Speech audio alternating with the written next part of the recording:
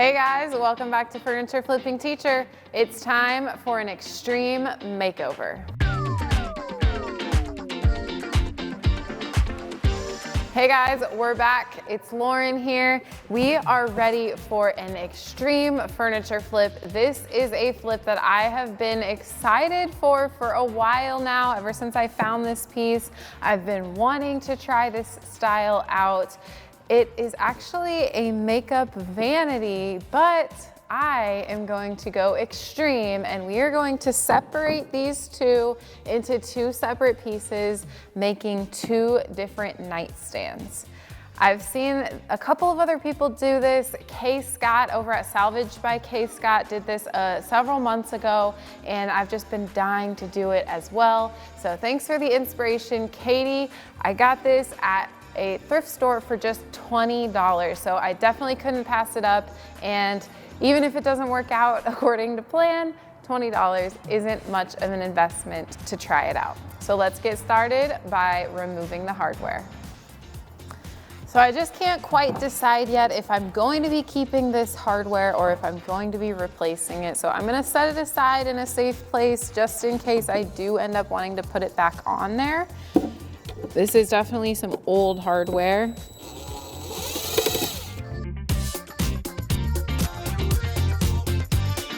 So usually my next step would be to clean the piece down, but like I told you, this makeover is gonna be extreme. So I'm gonna need to get some other tools out because we are actually gonna be removing the centerpiece and separating the two ends of the vanity. All right, so in order to get this middle piece out of here, I am just gonna start unscrewing things. We're gonna flip it over, see what's underneath, and we're gonna see if we can do it by just taking it apart the easy way instead of doing, banging and cutting and all of that. So I've found some screws here on the side, on the inside of this nightstand. So I'm gonna start by unscrewing those and see what happens. I really don't see any screws underneath, so that's a bummer. So we might just have to take the hammer and sort of just start pounding and see what happens. I actually found one more screw under here.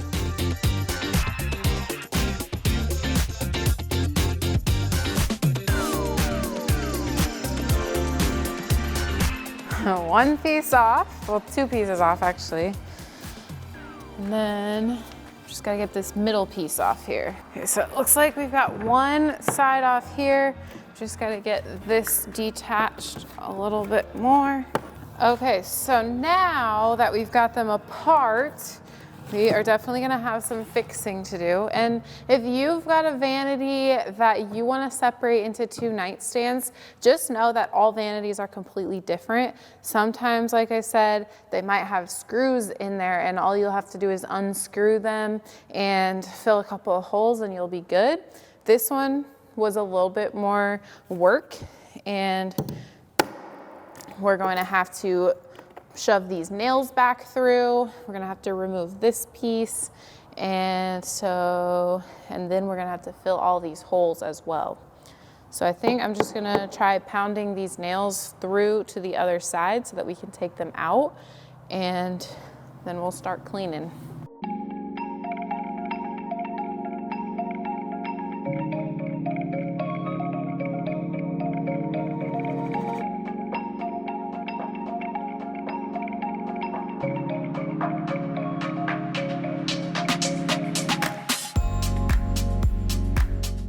Okay, I think we've got them all deconstructed and I've taken off all of the parts that I want removed. Oh, wait, dang it, I forgot this part. Okay, now I think I'm officially done deconstructing. So now we've got to address all of the things that need to be repaired. So there's tons of nail holes, there's tons of gouges and just different areas that I'm gonna have to fill with Bondo. So I'm gonna get everything cleaned up here and that's what we're gonna do next. There is a gap back here, if you can see that. So That is a major gap, and so we definitely do not want that to just be showing. This is where the mirror used to sit on the vanity, and since we don't want a gap back here, we're gonna need to put a piece of wood here. So I do have some scrap wood that I went and grabbed just to see if this is gonna work, but unfortunately it's just a bit too short there. So what I'm gonna actually end up doing is heading over to Home Depot and getting a piece of wood that's going to fit better here so that we've got a solid back. And what I'm gonna do is measure basically from this edge here all the way across. So that's about 10.5. And then this is about 1 inch wide, and it needs to be right around that 4 3/4 or 4 1/4 wide this way.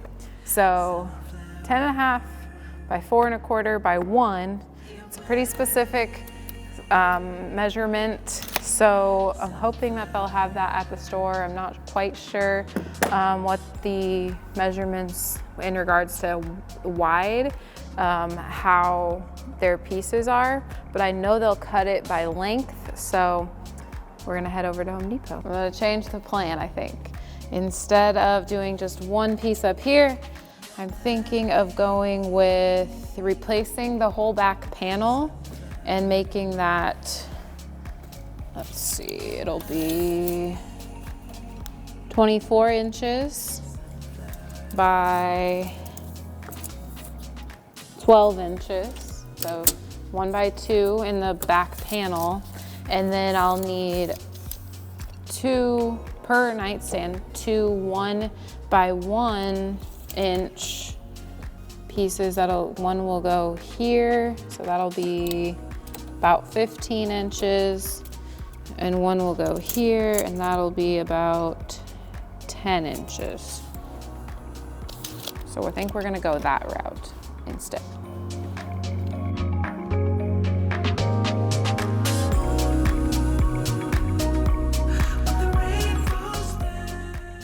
I am back from Home Depot. We got our cuts all made, so that means I am ready to go ahead and attach these. And I know I said I was gonna go ahead and do Bondo and fill all of the cracks and holes, but I decided that since I'm gonna have to be using Bondo on some of these pieces after they're attached, then I might as well attach them first, so that way then I'll use Bondo once everything is secure and put back in place. So I've got my 15-inch piece here and my 10.5 inch here. The only type of wood that they had was the red oak in this size 1 by 1. And so I had to do that. Really not too expensive. It was like $1.23 a foot, and I got about 4 feet. So it was right around $5 for these little pieces. And then for the backing, it was $11.99, but I'm only using half of it, so we'll call it $5.50. So we're in around $10, $11 for this extra material, and they cut it all there. But I actually, Neiman and I cut these ones because they have a little cut your own pieces of wood cutting station, so that's what we did there. But then for the bigger piece, they had to use the bigger saw. So with all that being said, we're gonna get started by gluing these pieces on, and then I'll secure them with my nail gun. So I got the 15-inch piece for the edge right here, and that's just gonna fit right in there. So I'm gonna put some glue. Doesn't need to be too much. We don't want it to seep out. We kind of want it to be as flush as possible with the edge of the side here, because again, it's gonna have the back on it, but I'm also gonna fill the cracks with Bondo, so you can't even tell that I added these pieces. And then that guy is gonna go there. I'm just kind of holding it for a minute. And then we'll clamp these so that way they'll stay in place for sure. But before we clamp them, I'm gonna grab my nail gun so that I can secure them in there as well.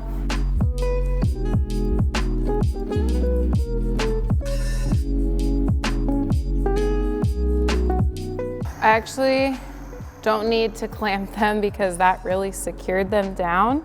I wasn't sure, honestly, if those nails were gonna be long enough, but they were. So we secured those. And now I'm gonna go ahead and put the backing on this side, and then we'll do the same process over here.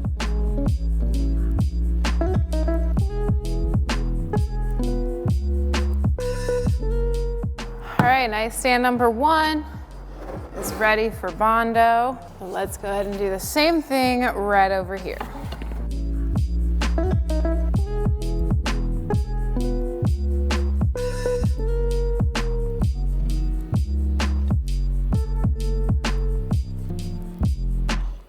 Honestly, if you don't have one of these nail guns, whether it be an air compressor nail gun or a battery powered nail gun, I highly suggest that you invest in one if you're really into the furniture flipping scene, because it just makes your job so much easier.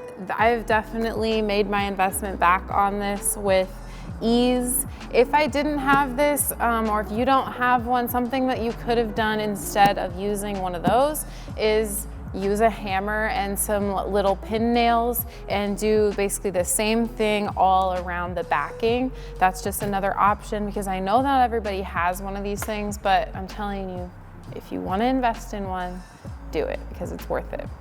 We're gonna get these set up, and I'm gonna check and see if there's any loose veneer that also needs to be glued and clamped. That way the glue can dry when we're just sitting out here and we're waiting for the Bondo to go on. So right here, for instance, this is popping up quite a bit, and we really don't want that, but I also don't want to take the whole slab of veneer off.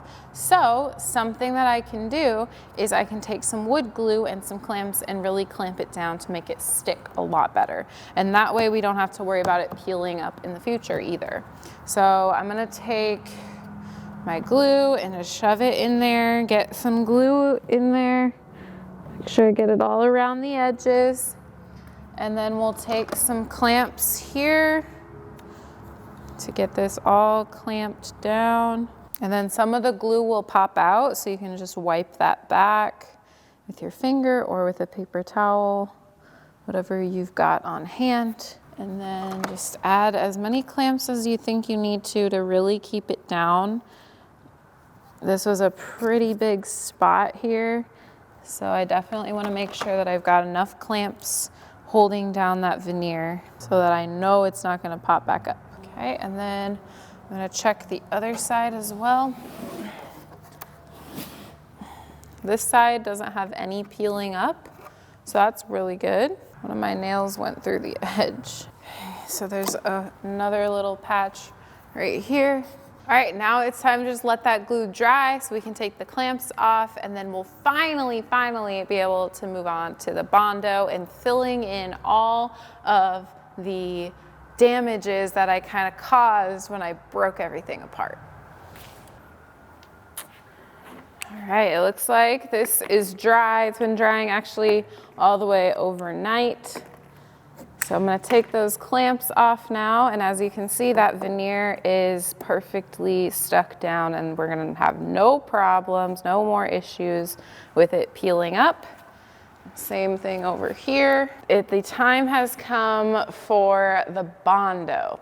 And Bondo is actually used for cars. So it's a car repair. You can fix dents and cracks and things like that in cars, and then you just buff it out. But it also works really well to fill in big gouges in furniture. So as you can see, there are a lot of little holes here from the nails that I removed when we took it all apart. And then there's also some spots, you know, like huge cracks where I had to replace some of the wood. So we are going to be filling that all in with Bondo. So I am going to use my sander here with 120 grit just to smooth everything out before I apply that Bondo, because I want to know exactly where my Bondo needs to go. Because it looks like there's actually, these pieces were glued as well. So I'm going to try to get some of that glue off and make sure that we figure out where we need to put all of our Bondo.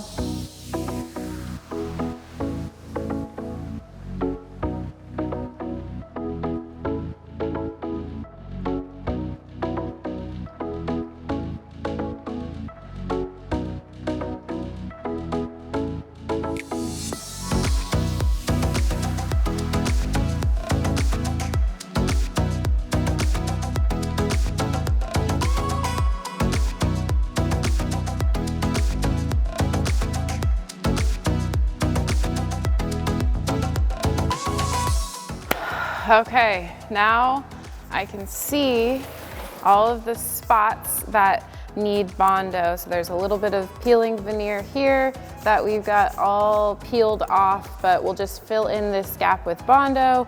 And then of course, all of these cracks and these holes.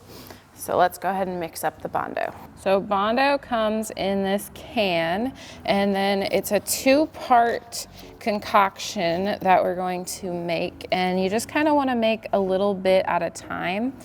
So you're gonna get this first part, and then you're going to get the cream hardener, which comes with the Bondo, and just gotta add a little bit to the cream, and then we'll mix it up.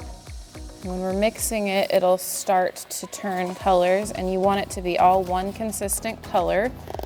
So in this case, it'll turn kind of a pinkish color. Some Bondos are different. So you got a consistent color.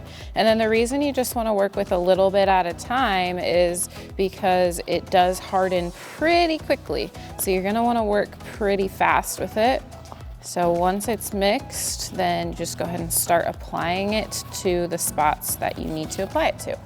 So I'm going to start here, and we're just going to start scraping it on. So sometimes you can save veneer by gluing it down. Other times it might be a better idea if you just fill it in, kind of peel it off and fill it in. Depends on how much is actually peeling. Other wood fillers would work for what I'm doing, especially for the nail holes, but since I've got these bigger cracks and I've got the Bondo out, I'm just gonna go ahead and use that for most of the spots that I see. Again, while I have it out, I might as well just fill all the spots that need to be filled in. Okay, so all my Bondo that I made at first is gone, so I'm going to need more. Just make some more. But I'm glad I only made the amount that I did because, again, it really hardens quickly.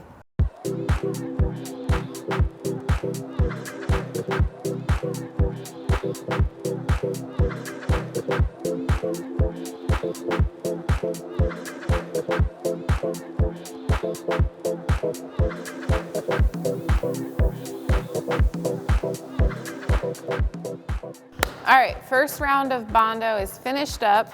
This is gonna dry for a while because the temperature has gotten a little bit lower lately. It's definitely going to mean that there's gonna be a little bit longer of a dry time, but that's okay. We are gonna go do some other things, and we'll come back here when this is dry, and we'll sand it all down, and we'll see if we need to apply a second round of Bondo. All right, it looks like this is dry. It's been drying actually all the way overnight.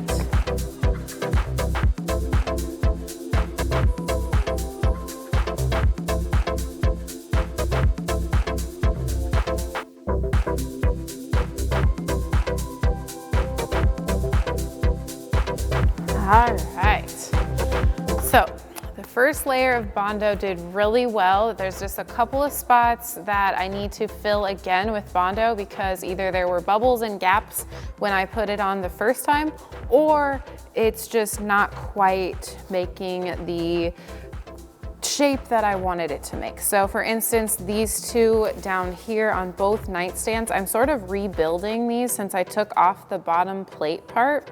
These were indented, and so I'm rebuilding the legs with Bondo. So what I'm gonna do, this was just my first layer of it, and so what I'm gonna do is I'm gonna put some painter's tape here along the edge, and we're gonna shape it so that way it's a lot easier and it'll really take that shape on the second layer of Bondo.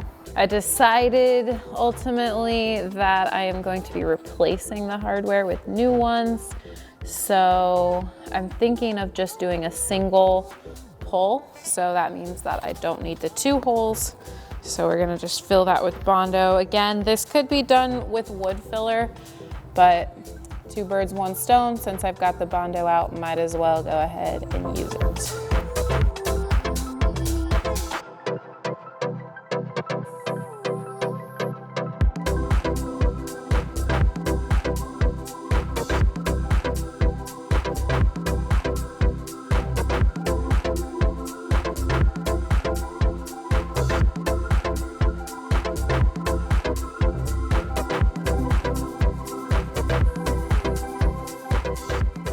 This is my first time trying this out with rebuilding anything with Bondo. I've done a little bit with wood filler, but this is a little bit more extreme. So I'm excited to let it dry and sand it down and see how it all turns out.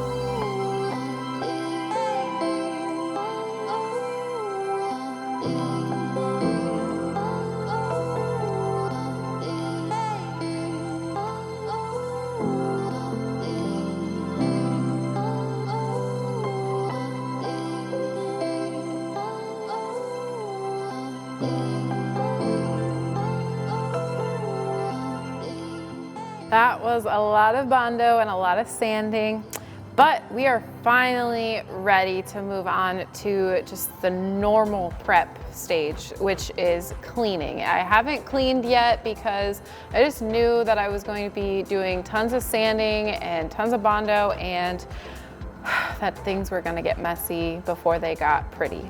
So let's go ahead and clean. And I did already go ahead and clean the underneath parts of the nightstands because I knew that I knew that I had them upside down, and so those are already all clean under there. A really good tip is to grab your shop vac or a vacuum and suck up all of those dust bunnies and spider webs and things like that, because that way you don't have to touch them and get them in your water. I am just cleaning today with some Dawn dish soap just to keep it nice and simple. Then I'll just grab my rinse rag and rinse all that soap off. All right, cleaning is done. So that means once this dries out a little bit, it is gonna be time for primer. So I am using the Bin shellac-based primer, and the main reason for this is because I need to make sure I seal in any stain that might pop through. Because when I was sanding, especially when I was sanding the Bondo, I definitely broke through that finish, and I'm not sure. I have really high feelings that this is gonna be a bleeder because it's old, and again, I broke through that finish. So just better safe than sorry. And I'm gonna roll it today with a 3/8 inch microfiber roller. I've never rolled primer with this style of roller. Usually I just do it with the foam roller, but we'll see how it works with this as well.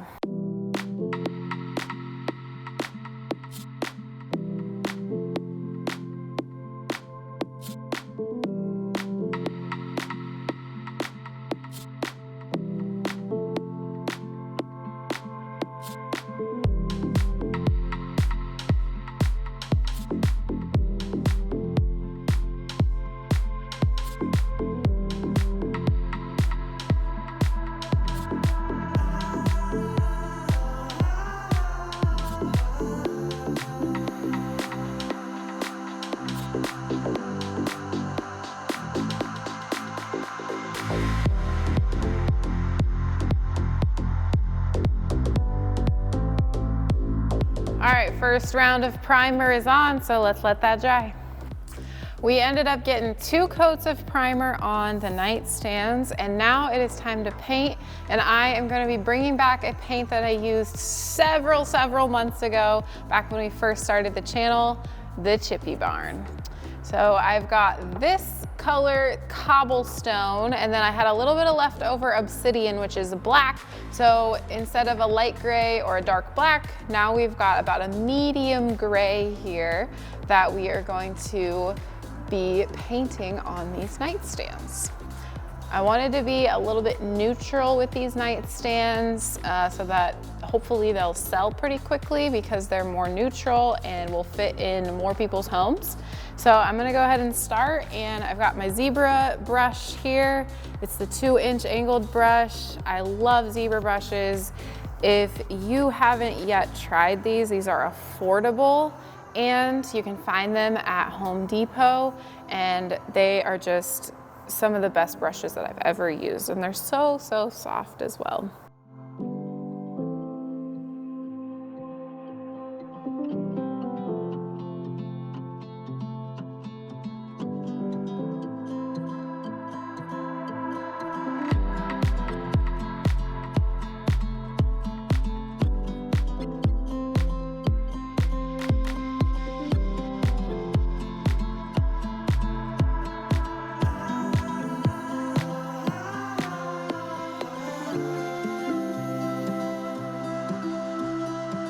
All right, first coat is on, and I love the Chippy Barn paint.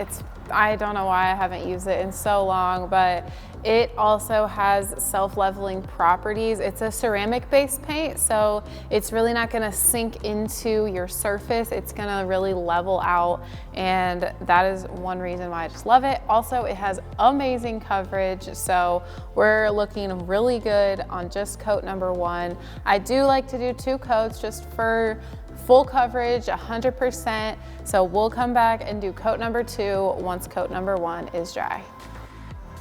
So before I move on to coat number 2, I'm just gonna do a light sanding with my sponge sander, and this is just gonna help smooth out this first layer. There's barely any brush stroke marks, but I just want to make sure that any particles that got stuck in there as it was drying come off, and that way we have a nice smooth surface to start coat number 2. Okay, coat number 2.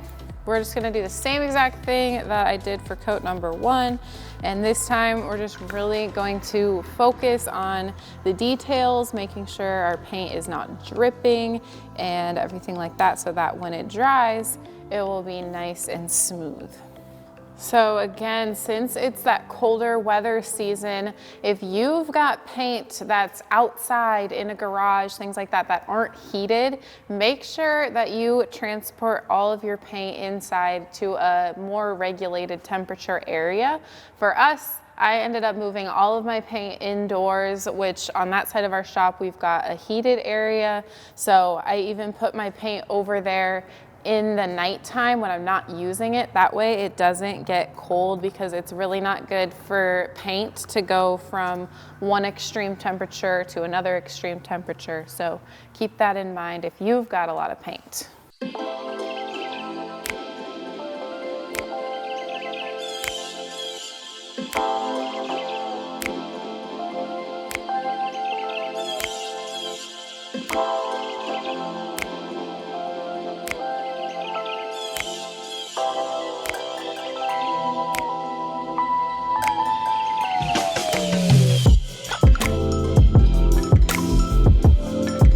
All right, second coat is on, so that's gotta dry, and then we'll be on the last couple of steps, top coat and hardware. All right, we're ready for the top coat. So I've got the Chippy Barn's top coat in satin, and I'm going to be mixing this with just a little bit of the color of the paint that I actually put on the nightstands. That way we can reduce any chances of cloudiness or streak marks that may occur. So I'm just gonna pour a little bit into here. I'm not gonna do too much, because I don't wanna make too much of this color top coat and then have a bunch of leftover, since this will be the only project as of right now that I'm gonna be using this color for. So we've got a more gray top coat. And then I'm just gonna be using the same brush that I used earlier to also apply the top coat onto the whole entire surface of these nightstands and the drawers.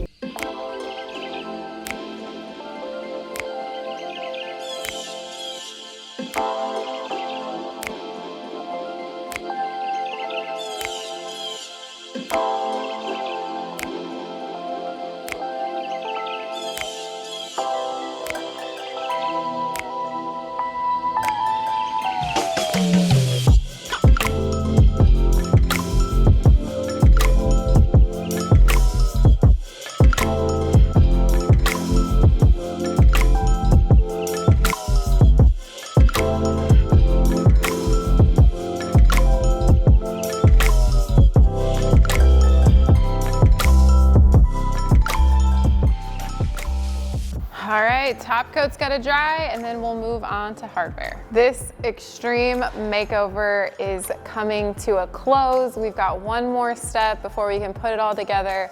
It's time to put the hardware on. And I actually ended up choosing just a single knob, and it's a sort of a brownish color. I'm gonna put it right there in the middle, and it's going to be finished. So I've got my hardware jig here, and this is a great tool. I can just measure where I want the piece of hardware to go, whether you're doing a handle or just one pull. You use the one in the middle, so that's what I'm gonna do. I measured out my area, and then I'm just gonna make sure that it's centered. So it's gonna be right about there. You can also kind of look down here on the bottom of the drawer where the track is, and that'll also help you center it up right about there. And then I'm just gonna take my drill, go ahead and drill a hole down in there. This is actually just some hardware that I got at the Restore. So Habitat for Humanity Restore is a great resource, not only for furniture, but also look for hardware that you can reuse and repurpose and put on your furniture flips for cheap. And let's put these drawers in. They're finished.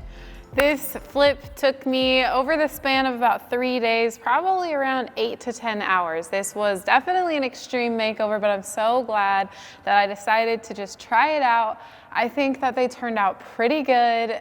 This was my first time with so many repairs, having to add on my own wood pieces, using tons and tons of Bondo. But really, I think that the final result was worth all of the effort in the end, because I got to see all of my work come to fruition and make 2 beautiful nightstands. So this vanity did not have to go into the landfill. I feel like I talk a lot about making it easy on yourself, doing simple flips, quick flips that maybe don't take a lot of work. But sometimes if you've got an idea or you really have a desire to do something with a piece that you came across that was maybe cheap, or just a dream that you want to achieve something great, then try it, because not every piece is going to turn a huge profit. I got this set for about $20, and again, it took me about 8 to 10 hours. So really the turn on profit probably isn't going to be that much. I'll probably list these 2 for $125, $150. So it's really not a lot of a profit. But again, I achieved this by myself on my own, and I learned a lot through the process, and I had a lot of fun doing it. So that's really all that matters at the end of the day. I hope you guys enjoyed watching this. Let me know if you've ever done a crazy extreme makeover where you take something and turn it into something else completely different. I had so much fun, and I know you guys will have some fun as well. This extreme makeover was probably one of my favorites so far that I've done. I know it's simple in the end, but the work that I had to do to get here was just a lot of fun, and truly where my passion of creating and furniture flipping came out. I hope you guys enjoyed, and thank you so much for watching. We'll see you on the flip side.